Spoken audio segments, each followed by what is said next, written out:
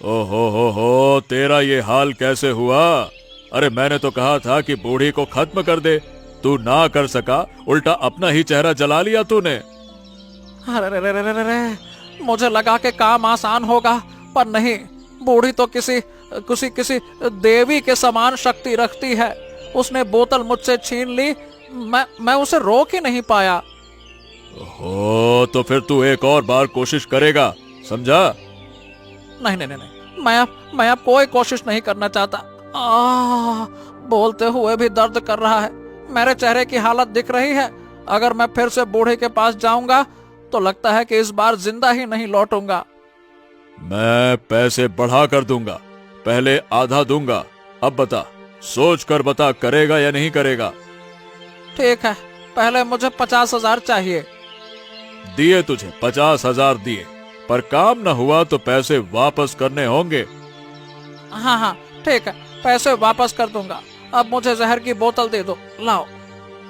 हाँ, अब अच्छे से सुन, इस बार बोतल में कुछ और है, मतलब तरीका बदल गया है।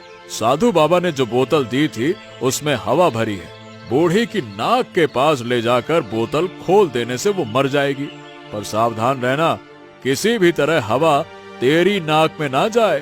हाँ। अरे ये तो पिछली बार से भी ज्यादा कठिन है। कठिन तो है, पर असरदार भी है। इस तरह बूढ़ी को मारना आसान होगा। हाँ ठीक है, अब मैं बिल्कुल ठीक ठाक से काम करूंगा। लाइए बोतल दीजिए।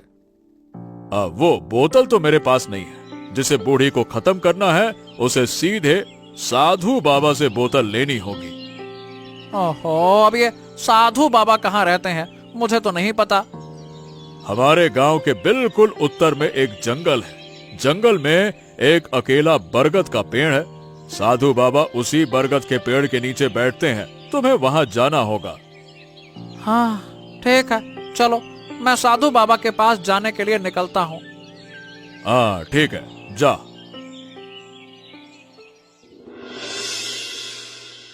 किरण और राहुल दोनों गांव के लोगों के भले की कोशिश करते हैं, फिर भी ज्यादा गर्मी और ठंड में लोग अच्छे से नहीं रह पा रहे हैं।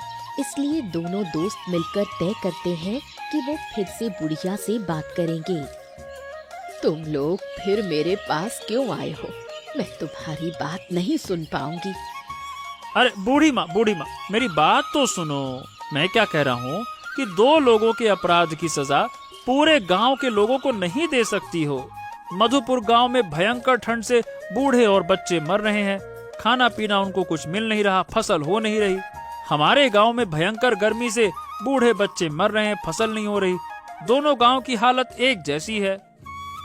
जब मेरी बेटी को बेरहमी से मार दिया गया था, तब कोई उसे बचाने नहीं आया, कोई मुझे सांत्वना देने नहीं आया। मेरे दर्द को समझने की ताकत तुम में नहीं थी। अगर होती तो बार बार मेरे पास नहीं आते। बूढ़ी माँ, तो क्या हम कभी मुक्त नहीं हो पाएंगे?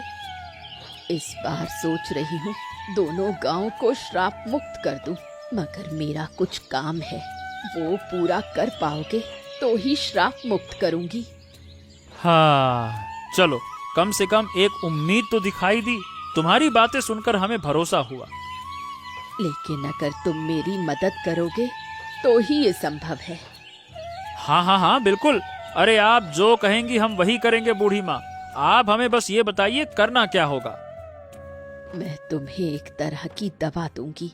ये दवा किसी भी तरह रमेश के घर पहुंचा देनी होगी। घर में किसी भी जगह रख दो।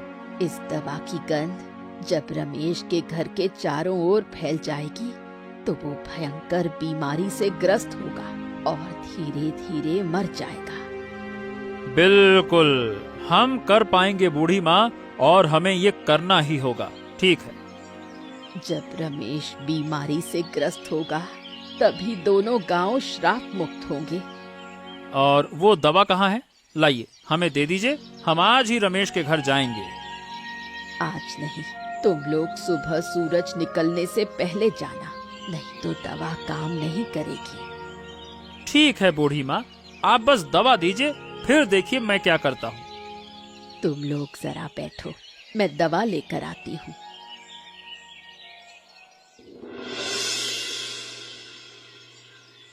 रतन रमेश के कहने पर साधु बाबा के पास से वो बोतल ले आता है।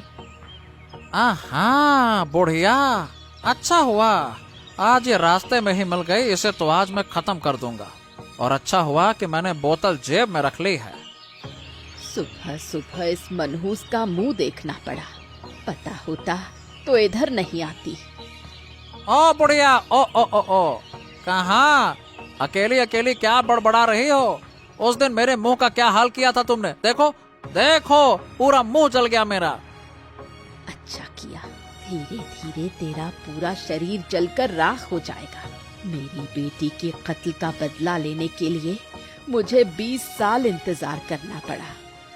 ओ बुढ़िया, तुम्हारी जिद की वजह से 2 गांव के लोग शांति से नहीं जी पा रहे हैं। शांति आएगी, लेकिन वो शांति तू और रमेश नहीं भोग पाओगे। बुढ़िया, अब तुम्हारी बातों पर मुझे विश्वास नहीं है। मेरी बात पर कौन विश्वास करने को कह रहा है? अब मेरे सामने से हट जा। हंस क्यों रहा है? कभी आईना देखकर अपना मुंह देखा?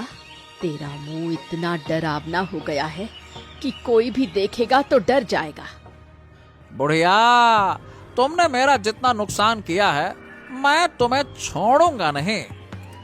थोड़ा सा मुंह जल गया तो ऐसा कर रहा है। मेरे हाथ की ये बोतल देख रही हो? इसका मुंह खोलकर तुम्हारी नाक में डाल दूंगा तो तुम मर जाओगी। उस बोतल का मुंह खोलते ही पहले तू मरेगा, फिर मैं मरूंगी। अच्छा, तो तुम मुझे डराती हो? मैं तुमसे नहीं डरता। हाँ। पिछली बार भी मुझे जहर खिलाने आया था और खुद मुसीबत में पड़ा था। इस बार भी वैसा ही होगा। तू जब मुझे मारना ही चाहता है, मार। मेरा काम पूरा हो चुका है, अब मैं शांति से मर सकती हूँ। अरे ओ बुढ़िया, आज तो तुम्हारा आखिरी दिन है। नदी किनारे बोतल का मुंह खोलकर जब बुढ़िया की नाक में लगाया गया, तभी बोतल से निकली हवा रतन की नाक में भी चली गई। नतीजा, बुढ़िया और रतन दोनों साथ में मर गए। शैतान बुढ़िया को मारने आया था, खुद भी मरकर खत्म हो गया। हाँ मिनती, सही बताऊं तो बुढ़िया के लिए मुझे बहुत दुख हो रहा है। उसने जिंदगी भर कभी सुख नहीं देखा। अच्छा, बुढ़िया तो मर गई, अब ये गांव श्राप मुक्त कैसे होगा? हमारे पास ये दवा है। वो दवा हमें रमेश के घर जाकर जितनी जल्दी हो सके रखनी होगी। इतने दिन हो गए, अभी तक रखा क्यों नहीं? अरे रखना कहने से मतलब अपने आप थोड़ी ना रख जाएगा। सुबह सूरज निकलने से पहले हमें रखना होगा। उधर किरण भी कई दिन से घर पर नहीं है। किरण आए तो जल्दी से जल्दी काम करना होगा। अरे ये दोनों लाशें क्या ऐसी ही पड़ी रहेंगी? गांव वालों, मिलकर कुछ इंतजाम करना होगा। हाँ हाँ ठीक कहते हैं, एक इंतजाम करना होगा। आपको देखकर तो लगता नहीं कि आप इस गांव से हैं। हाँ हाँ हाँ, मैं पड़ोस के गांव का हूँ, पर मैं आपके साथ काम करना चाहता हूँ। अच्छा, ये तो बहुत अच्छी बात है।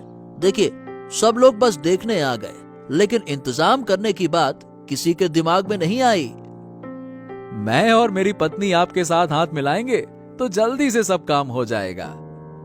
तुम्हारा दोस्त किरण होता तो बहुत अच्छा होता। अरे मत पूछो, वो क्या है कि वो अपनी बुआ के घर गया है, आज शाम को आने वाला है। तुम्हारा दोस्त आए तो कल सुबह ही वो दवा रमेश के घर रखाना। रखूंगा जरूर, मगर मौका देखकर रखना होगा, नहीं तो दवा काम नहीं करेगी ना। तुम्हारे दोस्त को रिश्तेदार के घर जाने का और समय नहीं मिला। ओहो, तुम इतना मत सोचो, अभी इन दोनों लाशों का इंतजाम करना होगा। हाँ ठीक है। बुढ़िया उस खास बोतल की हवा से मर गई, लेकिन दोनों गांव श्राप मुक्त नहीं हुए। इधर रतन भी नहीं रहा, इसलिए रमेश बड़ी मुसीबत में पड़ गया। बाबा बाबा बाबा, ये क्या हो गया? ये तो सर्वनाश हो गया। बुढ़िया तो मर गई मगर दोनों गांव श्राप मुक्त नहीं हुए। मेरी दवा तुम लोगों ने ठीक से प्रयोग नहीं की, इसीलिए ऐसा हुआ। क्यों बाबा, आपने जैसा कहा था वैसा ही किया गया। मैंने रतन से कहा था कि अगर इस बोतल की हवा तेरे नाक में चली गई तो काम नहीं होगा। ओह, तो क्या इस श्राप से अब कभी मुक्ति नहीं मिलेगी? श्राप मुक्त करने का इंतजाम बुढ़िया करके गई है। बहुत जल्दी सब लोग श्राप मुक्त होंगे। सब कुछ 20 साल पहले जैसा हो जाएगा। नदी का पानी मिल जाएगा। दोनों गांव के लोग मिलकर काम करेंगे। अरे वाह, ये तो बहुत सुखद समाचार है बाबा। हाँ, मगर तू इस आनंद को नहीं भोग पाएगा। जब सब लोग सुख में रहेंगे तब तू इस दुनिया से बहुत दूर होगा। बाबा, आपकी बात मैं कुछ समझ नहीं पा रहा। बुढ़िया ने ऐसा इंतजाम किया है कि अगर वो काम हुआ तो तू मर जाएगा। क्या? नहीं नहीं नहीं नहीं नहीं, ये नहीं हो सकता। फिर श्राप मुक्त होने की कोई जरूरत नहीं है। बुढ़िया ने क्या इंतजाम किया है बाबा, बताइए। एक तरह की दवा उसने दोनों गांव में से किसी एक आदमी को दी है। वो दवा तेरे घर में रखी जाएगी और कुछ दिनों बाद तू मर जाएगा। किसे दी है और वो आदमी है या औरत? वो आदमी है। ओह, तो दोनों गांव के हर आदमी को मैं पकड़ पकड़ के मार डालूंगा। ऐसा करके तू अपनी ही मुसीबत बढ़ाएगा। जो होना है उसे स्वीकार कर ले। हाँ, नहीं नहीं नहीं नहीं, मैं कुछ भी स्वीकार नहीं करूंगा। मैं नहीं मर सकता। ये सब कुछ नहीं होता अगर 20 साल पहले तू अपने भाई की शादी उस बुढ़िया की बेटी से जो हुई थी, अगर वो शादी मान लेता तो। बाबा, बहुत बहुत धन्यवाद आपके ज्ञान का। चलिए, अब मैं चलता हूँ, बहुत देर हो रही है। देखते देखते कई दिन बीत गए। उधर किरण की कोई खबर नहीं। राहुल ने तय किया कि अगर किरण रिश्तेदारों के घर से लौटने में देर करता है तो वो खुद रमेश के घर जाकर दवा रखाएगा। बहुत देर कर दी तूने। भूल गया क्या कि बुढ़िया ने तुझे क्या जिम्मेदारी दी थी? आप कौन हैं बाबा, और बुढ़िया ने क्या जिम्मेदारी दी थी ये आपको कैसे पता? मुझे सब पता है। बुढ़िया की सारी खबरें मुझे रहती थी। तेरे पास जो दवा है, अगर कल सूरज उगने से पहले रमेश के घर नहीं रखी गई तो इस दवा का कभी असर नहीं होगा। क्या? ओहो, तो ठीक है, कल सुबह ही हम काम पूरा कर देंगे। और अगर कल ना कर पाए तो रमेश दोनों गांव के सारे मर्दों को मार डालेगा। मैं भी किसी को नहीं बचा पाऊंगा। इस अभिशप्त गांव में मेरी शक्ति काम नहीं आती। बाबा, आपकी बात सुनकर तो मुझे बहुत डर लग रहा है। क्या हम कर पाएंगे? हिम्मत और विश्वास से तो जरूर करोगे। लेकिन रमेश मर्दों को क्यों मार डालेगा बाबा? अचानक इतना भयानक फैसला क्यों? मैंने कहा था कि दोनों गांवों के किसी 2 मर्दों के पास वो दवा है। ओहो, आपने क्यों कहा बाबा? अगर आप ना बताते तो उसे पता ही नहीं चलता। अब आपकी बात सुनकर लगता है कि आप मदद करना चाहते हैं या हमें नुकसान करना चाहते हैं। कोई मुझसे कुछ पूछेगा तो बताना मेरा धर्म है। किसके पास दवा है ये तो मुझे पता था, पर रमेश को नहीं बताया मैंने। ये ना बताने से मुझे नुकसान भी हो सकता है। हाँ, आपसे मिला तो अच्छा हो गया। चलिए, वरना बहुत बड़ा संकट हो जाता। बाबा, आपको धन्यवाद दूं तो भी कम होगा, लेकिन काश बुढ़िया जिंदा रहती। अगर बुढ़िया ना मरी होती तो दवा असर भी नहीं करती। बुढ़िया ये खुद जानती थी। बाबा, अब मैं घर जाता हूँ। कल सुबह हमें हर हाल में कामयाब होना होगा। आशीर्वाद दे बाबा। जा जा बेटा जा, सफल हो। किरण वहाँ से सीधा राहुल के घर गया। दोनों सारी रात सो नहीं पाए। उधर रमेश बिल्कुल हिंसक हो गया था। उसने तय किया था कि 2-3 दिनों में मधुपुर और यादवपुर के सभी पुरुषों को मार डालेगा। ओहो हो, इतनी रात को यहाँ आना ठीक नहीं होगा। हम थोड़ी देर बाद भी आ सकते थे, समझना। अरे क्या थोड़ी देर बाद आ सकते थे? अगर देर हो जाती तो कुछ भी नहीं हो पाता। हमें याद रखना होगा कि आज ही आखिरी दिन है, समझा? अरे मुझे बहुत डर लग रहा है। अगर हम ना कर पाए तो सब कुछ खत्म हो जाएगा। अरे दोस्त, हमें जरूर करना होगा, चलो। लेकिन ये बता कि रमेश के घर के अंदर हम जाएंगे कैसे? कोई देख लेगा तो अंदर जाने नहीं देगा और फिर सब खत्म। ओहो, सबकी नजरों से बचकर जाना होगा। दोस्त, वो देखो खिड़की खुली है। हम उसी खिड़की से दवा अंदर फेंक देते हैं, क्या कहते हो? अरे अगर ऐसा किया तो दवा का असर नहीं होगा। हाँ, ये बात भी है। दवा घर के अंदर पहुंचानी चाहिए। और नहीं तो क्या, चलो आओ। अच्छा दोस्त, सुबह होने वाली है, हमें अभी काम करना होगा। उजाला होते ही दवा असर नहीं करेगी, समझ रहे हो ना? अरे तो ये लो, ऊपर वाले का नाम लेकर मैं दवा फेंकता हूँ। अरे अरे, थोड़ा और ऊपर उठाकर। खिड़की बहुत ऊंची है। और हाँ। ठीक है दोस्त।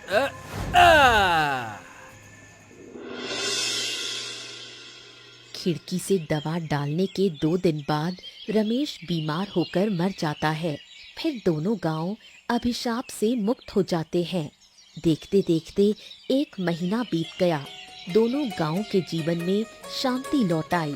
जो लोग गांव छोड़कर चले गए थे वो भी वापस आ गए।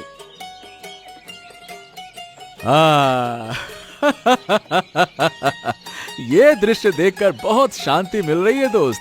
20 साल बाद लोग नदी में स्नान कर रहे हैं। अब तो एक गांव से दूसरे गांव जाने के लिए नदी पार करनी होगी। पहले तो बहुत घूम कर जाना पड़ता था। अरे दोस्त, अब दोनों गांव के लोग मिलकर नदी किनारे एक दिन पिकनिक का आयोजन करें तो मजा आ जाएगा। हाँ, ये तो बहुत अच्छा होगा। मैं अपने गांव वालों को बता दूंगा। और मैं अपने गांव वालों को बताऊंगा। तो ये बताओ, कब आयोजन करें? अरे सब लोगों से चर्चा करके कोई अच्छा सा एक दिन देखकर कर लेंगे। लेकिन सही बताऊं, बुढ़िया के लिए मुझे कभी कभी बहुत दुख होता है। हाँ ये तो है। उसने दोनों गांव को बहुत तकलीफ दी, लेकिन वो दिल से अच्छी इंसान थी। हाँ, ये बात तुमने सही कही। चलो खैर, अब तो सब अच्छा है ना?